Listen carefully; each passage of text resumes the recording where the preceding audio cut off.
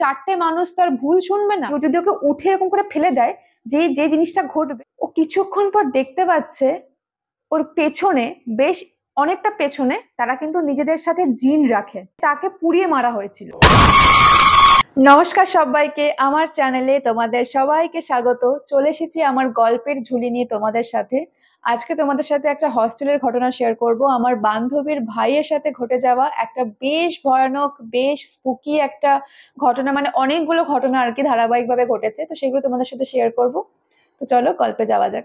এখন বাজে রাত 11:48, প্রায় 12টা বাজবে। এখন বসেছি আমি তোমাদের জন্য, মানে এই ভিডিওটা আমি এখন শুট করছি। সো শুরু করা যাক। তো ঘটনাটা আমি অনেক আগে শুনেছিলাম, কিন্তু অতটা ইলাবোরেটলি আমার শোনা হয়নি, যেহেতু আমার বান্ধবী আমার সাথে স্কুলে পড়তো, একদম আমরা একসাথে পড়াশোনা করতাম। তখন আমি ঘটনাগুলো শুনছিলাম একটু একটু করে, যে ও আমাকে একবার বলেছিল যে ওর ভাইয়ের হস্টেলে নাকি এরকম এরকম ঘটনা ঘটছে, ভুতুরে ঘটনা ঘটছে। তো কিছু কিছু জিনিস আমি তখন শুনেছিলাম। তো হঠাৎ করে যখন আমি চ্যানেলটা শুরু করি, তখন আমার বান্ধবী আমাকে বলতো, তুই ওই গল্পটা তো বলতে পারিস। আমি বললাম যে তাহলে আমাকে একটু ভালো করে ইলাবোরেটলি বল। তো আজকে সকালে আমি ঘটনাটা ওর ভাইয়ের থেকে শুনলাম। মানে হস্টেলটা তখন একদম নতুন শুরু হয়েছিল, তখনই ওরা হস্টেলে ছিল। হস্টেলটার মধ্যে টোটাল 30টা স্টুডেন্ট ছিল, ঠিক আছে। তো প্রত্যেকটা করিডোরে ওই 5 থেকে 6টা করে রুম ছিল, আর ওরা ছিল সব থেকে সিনিয়র, মানে ক্লাস 9-10 সব থেকে সিনিয়র, আর বাকিগুলো ওই 5-6-7 এরকম স্টুডেন্ট ছিল। তো ক্লাস 9-এ 5টা, মানে ওদের ক্লাসে 5টা স্টুডেন্ট ছিল, আর ওদের করিডোরে, মানে ওদের যে করিডোরটা ছিল ওখানে 2খানা রুমে স্টুডেন্ট ছিল। একটা রুমে ওরা থাকতো 4জন, আর একটা রুমে ওরকম 4জন কি 5জন থাকতো। তো এবার ঘটনায় আসি। প্রথম কয়েক মাস প্রবলেম হয়নি, একদম ঠিকঠাক ছিল। তারপর থেকে শুরু হয় কিছু অদ্ভুত ঘটনা। সেটা হচ্ছে, হঠাৎ করে একদিন ওরা দেখে রাত্রি 11:30-12টা নাগাদ সবাই রুমে দরজা লক করে কেউ পড়াশোনা করছে বা নিজেদের মধ্যে গল্প করছে, হোয়াটএভার, বাইরে থেকে দরজা নক হয়। তো দরজা খুলেছে, দেখছে কেউ নেই। তো যাই হোক, সেটা কোনো গুরুত্ব দেয়নি। সেকেন্ড দিন, থার্ড দিন নর্মাল, আবার ফোর্থ ডেতে আবার সেরকম, ওই 11:30 থেকে 12টার পর কেউ নক করলো, দরজা খুললো, দেখছে কেউ নেই। তো এরকম করে মোটামুটি প্রথমে কি হতো, প্রথম দিনকে হয়েছে, তারপর 2 দিন গ্যাপ, 3 দিনের দিন হয়েছে, আবার ওরকম 3 to 4 days গ্যাপ, আবার 5 দিনের দিনকে হয়েছে। তারপর থেকে গ্র্যাজুয়ালি প্রত্যেক দিনকে 11:30 থেকে 12টার পর ওদের দরজায় এসে কেউ নক করতো। তো ওরা তো একদিন ভীষণ রেগে গেছে, ভাবছে হয়তো যে আরেকটা, যে ওদের ফ্লোরে তো 2খানা রুম ছিল, একটা রুমে ওরা 4জন থাকতো, একটা রুমে 4-5জন থাকতো স্টুডেন্ট।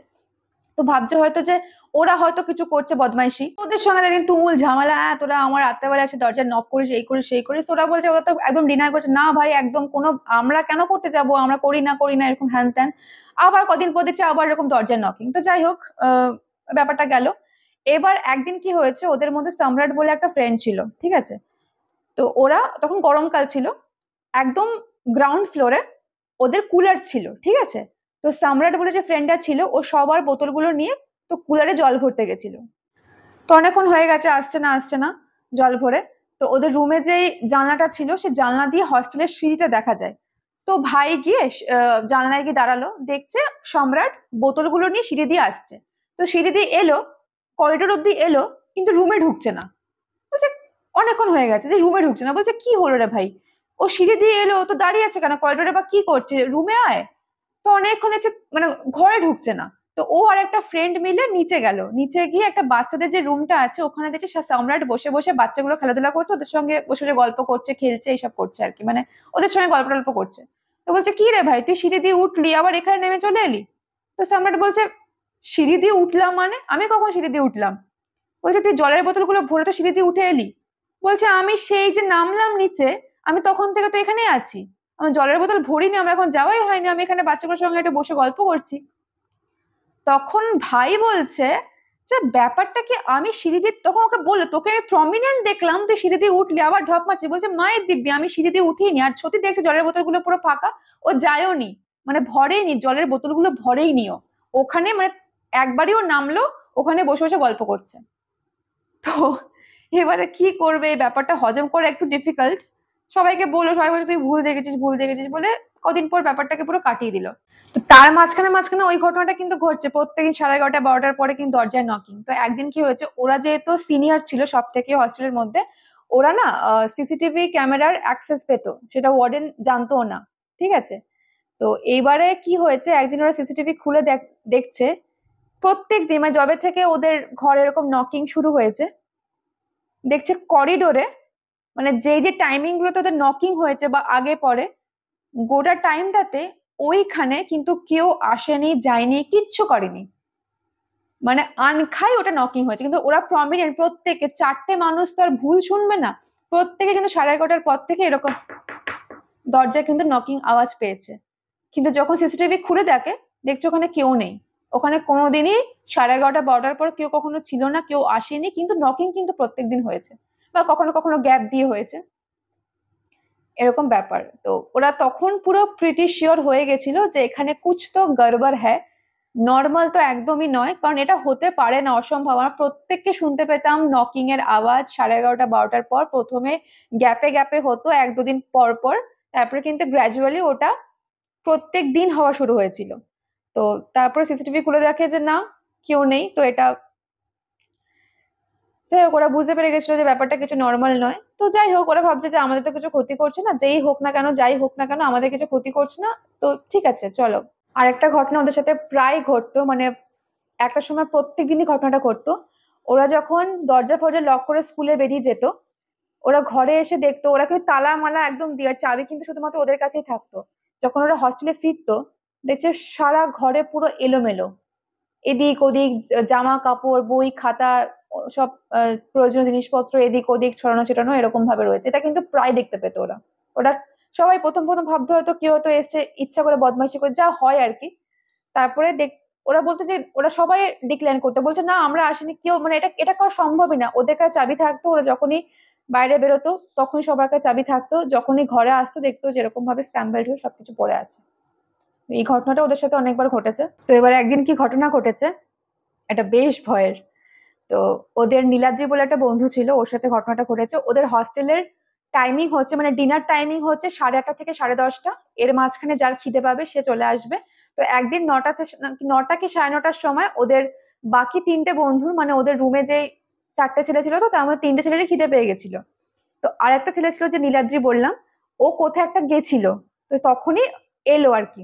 তো ও বললো ঠিক আছে তোরা যা, নিচে যা, আগে খাওয়াটা শুরু কর, আমি একটু চান টান করে ফ্রেশ হয়ে তারপর নিচে যাচ্ছি।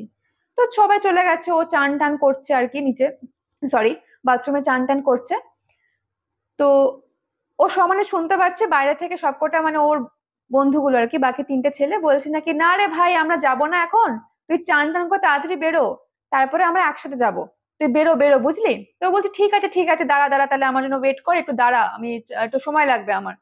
তো অনেকক্ষণ ধরে নক করছে, দরজা নক করছে, তারপরে বলছে তাড়াতাড়ি বেরো তাড়াতাড়ি বেরো, বলছে ঠিক আছে দাঁড়া দাঁড়া আমি আসছি আসছি আসছি, দাঁড়া সময় লাগবে, এই হবে সেই হবে, তখন থেকে বলে যাচ্ছে। তো অনেকক্ষণ পর চান টান করে বেরিয়েছে, দেখছে কেউ নেই, ওরা নিচে চলে গেছে। তো বলে ঠিক আছে খুব ভালো হয়েছে। এবার ওদের রুমের মধ্যে প্রত্যেকটা বেডের সাথে অ্যাটাচ ছিল একটা শেলফ। এবার শেলফের মধ্যে ছিল একটা কাঁচ লাগানো, মানে মিরর নয় কিন্তু, হয় না ট্রান্সপারেন্ট যে কাঁচগুলো হয় ওরকম লাগানো ছিল। তো ওখানে চুল টুল ঠিক করছে। এবার ঘরের লাইট গুলো সবকটা জ্বালানো নেই, যেহেতু মানে ও একা আছে, চুল টুল আসছে, ও চলে যাবে নিচে, অতগুলো লাইট জ্বালায়নি, জাস্ট একটা সিঙ্গেল হয় না মানে ফল সিলিং এ যে লাইট গুলো হয় আর কি, একটা সিঙ্গেল লাইট জ্বালিয়ে শুধু ওখানেই ফোকাস হচ্ছে, পেছনে পুরো অন্ধকার ওই জায়গাটা, ঠিক আছে। তো ও চুল টুল ঠিক করছে আর কি। ও কিছুক্ষণ পর দেখতে পাচ্ছে ওর পেছনে, বেশ অনেকটা পেছনে কেউ দাঁড়িয়ে আছে, পুরো স্পষ্ট একটা অবয়ব, তার চোখ নাক মুখ কিছু বুঝতে পারছে না কারণ ওই জায়গাটা পুরো অন্ধকার ছিল। ও পুরো স্পষ্ট দেখতে পাচ্ছে একটা অবয়ব, মানে একটা মানুষ, মানুষ কোনো অবয়ব না, একটা মানুষ দাঁড়িয়ে আছে। মানে আমি যদি এখানে দাঁড়িয়ে থাকি, আমার উপরে যখন লাইট ফাইট না পড়ে, তাহলে আমাকে যেরকম একটা লাগবে, সেরকম একটা মানুষ ওখানে দাঁড়িয়ে আছে। ওর পুরো সারা গোটা গা পুরো কাঁপতে শুরু করলো ভয়ে। ওর হাত পা নড়ছে না, ওর হাত পা কাজ করছে না, ওর চোখ পুরো স্থির হয়ে গেছে, খালি দেখছে একটা লোকটা এভাবে দাঁড়িয়ে আছে। অনেকক্ষণ ও না চেষ্টা করছে মুখ দিয়ে কিছু বলার, বা হাত পা ইভেন কেউ নাড়াতে পারছে না, মানে জানি না এটাকে কি বলে, মানে ওর এরকম হয়ে গেছিল কিছুক্ষণে, মোটামুটি 3 to 4 মিনিটস ওভাবেও দাঁড়িয়েছিল। তারপরে হঠাৎ করে ও সম্বিত ফিরলো, হঠাৎ করে ও একটু হাত পা, তখন দেখছে পেছনে আর কেউ নেই, পুরো ফাঁকা। ও তরবর তরবর করে ওনার বাইরে বেরোয়নি, ওদের সাথে অ্যাটাচ মানে একটা অ্যাটাচ ব্যালকনি ছিল, ওই ব্যালকনি থেকে বেরিয়ে সোজা করিডোরে চলে যাওয়া যেত। ওই করিডোরটা দরজা ফরজা কিছু লক করেনি, সোজা বেরিয়ে একদম নিচে চলে গেছে। তারপর ওদেরকে গিয়ে বললো এরকম এরকম ঘটনা, মানে ও কি বলবে, ও তো লিটারালি হাঁপাচ্ছে। তারপরে এটাও নাকি জানতে পেরেছে যে ও যে শুনতে পাচ্ছে বাথরুম থেকে যে বাইরে থেকে ওরা চিৎকার করছে, আমার নকিং করছে, ওরা বলছে আমরা তো ছিলামই না। তুই যখন বললি যে তোরা চলে যা নিচে, আমি একটু পরে স্নান টান করে আসছি, তো আমাদের যেহেতু খুব খিদে পেয়ে গেছিল, আমরা তো তৎক্ষণাৎ চলে এসেছি, আমরা তখন থেকে তো এখানেই বসে আছি ভাই, আমরা তো যাইনি ওখানে, আমরা তোকে নক কেন করতে যাব? তো এইটা ঘটনার পর ওরা সত্যি মানে ওরা প্রচন্ড ভয়ে ছিল আর কি। আমি তো জিজ্ঞেস করলাম যে এত কিছু ঘটনার পর তোরা ওখানে ছিলিস কেন? তো যাই হোক, ভীষণ সাহস ওদের যে এত কিছুর পরও ওখানে ওরা স্টে করেছিল। একদিন কি হয়েছে, ওদের হস্টেলের যে বেড গুলো হয় না, মানে তোমরা দেখবে সচরাচর হস্টেলের বেড এরকমই হয়, দুধারে কিন্তু সাপোর্ট থাকে, মানে কেউ গড়িয়ে পড়ে যাওয়ার চান্সেস কিন্তু নেই, যেহেতু বেড গুলো ছোট হয় না একজন শোয়ার মতো, ওই জন্য দুধারে, আর যেহেতু বাচ্চারা শোয় ওখানে, দুধারে কিন্তু এরকম সাপোর্ট থাকে, মানে কেউ কিন্তু গড়িয়ে পড়ে যেতে পারবে না ওই বেড থেকে। ঠিক আছে, একদিন কি হয়েছে, একটা ছেলে বেডে শুয়ে আছে, মনে হলো মানে ও হঠাৎ করে ঘুমাচ্ছে, মানে বিভোরে ঘুমাচ্ছে, ওকে মানে যদি তুলে বিছানা থেকে তুলে কেউ এরকম করে ছুঁড়ে ফেলে দেয় নিচে, যেরকম ফিলটা হবে ওপর সেরকম একটা সেই জিনিসটা ঘটলো। মানে ওকে তুললো কেউ, মানে ও ঘুমাচ্ছে, ঘুমের ঘরে হঠাৎ করে ফিল হচ্ছে ও নিচে পড়ে গেল হট করে, হট করে, মানে যেটা নামুমকিন, মানে অসম্ভব, হওয়া সম্ভবই না, ও গড়িয়ে পড়তেই পারে না। আর ওই হস্টেলের বেড থেকে কেউ কখনো গড়িয়ে পড়ে না, কেউ সাপোর্টটা এভাবেই থাকে, কেউ তো জাম্প মারবে না, ও তো ঘুমের ঘরে জাম্প মারবে না, কেউ যদি ওকে উঠে এরকম করে ফেলে দেয়, যে যে জিনিসটা ঘটবে ও হট করে ঘুম, মানে হট করে ঘুমটা ভাঙো যেন ওকে কেউ নিচে ফেলে দিল, ওর পুরো চোখ নাক মুখে অনেক জায়গায় লেগেছে। তো সবাই বলে, সবাই অবাক হয়ে গেছে, কি হলো ব্যাপারটা, তুই এরকম করে পড়লে কি করে? বলছে ভাই আমি নিজেও বুঝতে পারলাম না, মনে হচ্ছে আমাকে কেউ নিয়ে ফেলে দিল, আমি তো পড়বো কেন? তো এই জিনিসটা ঘটেছে, তখন ও খুব ভয় পেয়ে গেছিল, ও অনেকদিন ওর শরীরটাও খারাপ হয়ে গেছে, জ্বর চলে এসেছিল ওর, ও কিছুদিনের জন্য বাড়ি চলে গেছে। একদিন কি ঘটনা ঘটেছে একটা বন্ধুর সাথে, ওটা বিভৎস ভয়ের, মানে খুব বিচ্ছিরি একটা ঘটনা। সেটা হচ্ছে একদিন ও রুমে একা ছিল, হ্যাঁ, বাকি তিনটে বন্ধু বাড়ি চলে গেছিল, ওদের সামার ভ্যাকেশন পড়ে গেছিল, তো ও একা কিছু কাজের জন্যই ছিল, একটা রাতই একা ছিল। ও সকালে যখন ঘুম থেকে, রাতের বেলা ছিল কোনো প্রবলেম হয়নি, রাতে একদম দিব্যি ঘুমিয়েছে, সকালে যখন ঘুম থেকে উঠলো ও দেখছে গোটা গা পুরো, মানে চামড়া পুরো পুড়ে গেছে, মানে লোহার রড দিয়ে কেউ যদি মারে, তোমাদের যখন চামড়া পুড়ে যাবে না, সেরকম পুরো গোটা গায়ে চামড়া। ওই ছবিটাও ছিল, এখন অনেক বছর হয়ে গেছে বলে তোমাদের সাথে ছবিটা আমি অবশ্যই শেয়ার করতাম, আমার বান্ধবীও দেখেছে ছবিটা, বলছে ছেলেটা খুব ফর্সা ছিল, হ্যাঁ খুব ফর্সা, আর পুরো না বোঝা যাচ্ছে পায়ের মধ্যে এরকম মধ্যে লোহার মানে সরি গরম রড দিয়ে কেউ মারলে যেরকম ছ্যাঁকা ফোসকা পড়ে যায়, পুরো বড় বড় রকম ফোসকা পড়ে গেছে।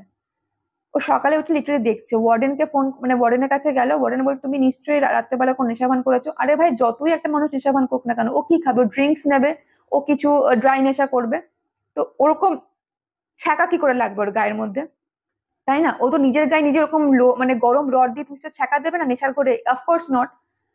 তো ওর ঘরে কল করা হলো, ঘর থেকে ওকে নিয়ে গেলেও সমস্ত ঘটনা বলে, এরকম ধারাবাহিক ভাবে আমাদের অনেক দিন ধরে এরকম ঘটনা ঘটছে। তো ওর মা ওকে মৌলবি টৌলবির কাছে নিয়ে গেল। তো এবার তোমরা হয়তো অনেকে জানো, মুসলিম যারা হয় না তাদের কিন্তু এরকম, তারা কিন্তু নিজেদের সাথে, মানে মৌলবি যারা হয় মুসলিম তান্ত্রিক ফান্ত্রিক, তারা কিন্তু নিজেদের সাথে জিন রাখে, জিন ক্যারি করে। ঠিক আছে, ও এবার তোমাদের মাঝখানে একটা কথা বলি, মাঝখানে কি হয়েছিল, ওই নীলাদ্রি বলে ছেলেটার সঙ্গে যে ঘটনাটা ঘটেছিল, যে পেছনে একটা ওরকম অবয়বকে দাঁড়িয়ে থাকতেও দেখেছিল, তারপর ওর গোটা গা পুরো মানে একদম শিহরিত হয়ে গেছিল অফকোর্স। তো ওই ঘটনাটার পর ওরা চার বন্ধু মিলে ঠিক করে যে ওরা জানবে যে কেন, এটা কি বৃত্তান্ত, মানে এর ব্যাক এন্ড স্টোরিটা কি। ঠিক আছে, তো একদিন কি করলো, ওরা চারজন মিলে ওই হস্টেলের যে পুরনো সিকিউরিটি আছে, হরেন কাকা ওরা বলে ডাকতো, তো ওনার কাছে গেছে, বয়স্ক লোক, ওনার কাছে গিয়ে একদম সে আবদার যে না তোমাকে বলতেই হবে, এরকম ঘটনা আমরা দিনের পর দিন ফেস করেছি, তোমাকে বলতেই হবে এর সাথে, মানে কি ব্যাপারটা কি হয়েছে আমাকে একটু বলো, তোমায় আমরা খুব ভালো করে জানি তুমি সবটা জানো।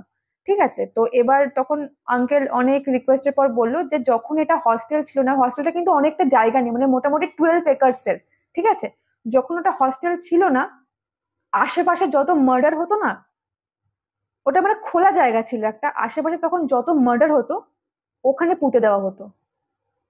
ঠিক আছে, যত রকমের খারাপ কাজ ওখানে হতো, খুব নেগেটিভ, মানে জায়গাটা অত্যন্ত নেগেটিভ, তারপর এটাকে হস্টেল বানানো হয়েছে।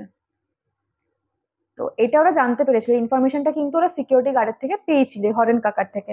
তারপর যখন ওই এবার ঘটনাটা বলি, দেবজিতের সঙ্গে মানে সেটা নাম ছিল দেবজিৎ, ওর সঙ্গে যখন এরকম ঘটনাটা ঘটে, এরকম সারা গা ফোসকা পড়ে গেছিল, ওর বাড়ি চলে গেছিল, ওর মা ওকে একজন মৌলবীর কাছে নিয়ে গেছিল। তো ওই মৌলবী তখন বলেন যে ওইখানে যে কোনো একটা মানে কোনো একটা সোল নেই, ওখানে অনেকগুলো সোল আছে। ঠিক আছে, তোমরা হয়তো অনেকেই জানো যারা মুসলিম তান্ত্রিক হয় না, তান্ত্রিক মৌলবী যারা হয়, তারা কিন্তু নিজেদের সাথে জিন রাখে। তো এবার ওর মা যখন নিয়ে গেছিল ওকে একটি মৌলবীর কাছে, তো মৌলবী জিনটাকে হস্টেলে পাঠিয়েছিল, মানে জিন পাঠিয়েছিল খবর নেওয়ার জন্য যে ঘটনাটা কে ঘটিয়েছে, এর পেছনে কার হাত আছে, মানে এরকম কোন সোলের আর কি হাত আছে। তো খবর নিয়ে যে জানতে পারে যে ওকে যে হার্ট করেছে না, সে কিন্তু তার ব্যাক এন্ড হিস্ট্রি হচ্ছে সে তাকে পুড়িয়ে মারা হয়েছিল। এটা হচ্ছে তার হিস্ট্রি, সেটি একটি ফিমেল সোল, একটি মেয়ে, তাকে নাকি পুড়িয়ে মারা হয়েছিল, এইটাই খবর পেয়েছিল। তো এইবার এই ঘটনাটার পর ও তো মানে ওর বাবা মা দেবজিৎকে আর সেই হস্টেলে ফেরত পাঠায়নি। আস্তে আস্তে ওরাও সেখানে মানে সেই বছরটা ওদের লাস্ট ছিল, কোনো রকম কয়েকটা দিন ওরা কাটিয়েছে, তারপরে ওখানে একদম ইতিগজ হয়ে গেছে, দি এন্ড।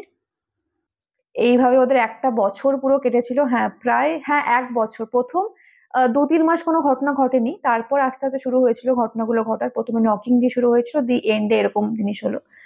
সো এই ছিল আমার আজকের ভিডিও। জানি না তোমাদের ভিডিওটা কেমন লেগেছে, বাট ওরা কিন্তু সত্যি প্রত্যেকে এখন ওরা বলে যে প্রচন্ড পরিমাণে সাংঘাতিক একটা জীবন কাটিয়েছি 1 বছর পুরো। সো যাই হোক, যদি আমার গল্প তোমাদের ভালো লেগে থাকে, যদিও বা এটা গল্প তো একদমই নয়, পুরোটাই সত্যি ঘটনা, যদি তোমাদের ভালো লেগে থাকে ইনসিডেন্টটা, তাহলে অবশ্যই তোমরা আমার চ্যানেলটাকে সাবস্ক্রাইব করে দিও। আর তোমাদের জীবনে ঘটে যাওয়া কিছু আশ্চর্য ঘটনা, শুধুমাত্র ভৌতিক না হলেও চলবে, ভৌতিক দৈবিক যে কোনো অলৌকিক ঘটনা তোমরা আমার সাথে শেয়ার করতে পারো স্ক্রিনে দেওয়া নাম্বার থেকে। টাটা, দেখা হচ্ছে নেক্সট ভিডিওতে।